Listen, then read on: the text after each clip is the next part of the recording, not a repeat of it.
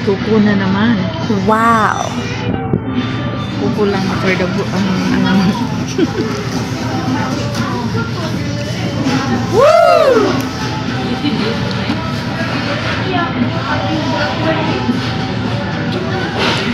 Kaya ko na.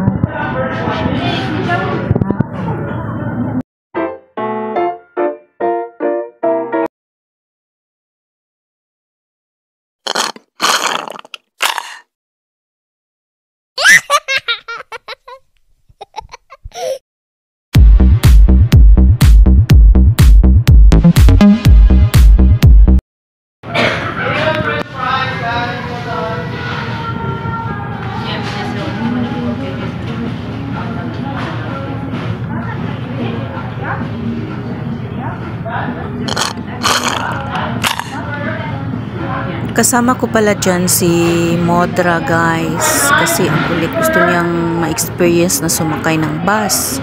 Sa time na yan, kakatakbo namin, kakahabol sa bus, ay nagutom. Ito pa naman si Mama La, hindi pwede walang snacks pag umaalis, kaya pinatikim ko na sa kanya ang masarap na milk tea ng Kuko, yung green tea flavor para mas healthy. Tsaka pinartnera na namin ng burger at tsaka fries ng McDo. Gustong-gusto din mag-video yun, guys. Yun lang po. Thank you for watching. Have a nice day, everyone. See you on my next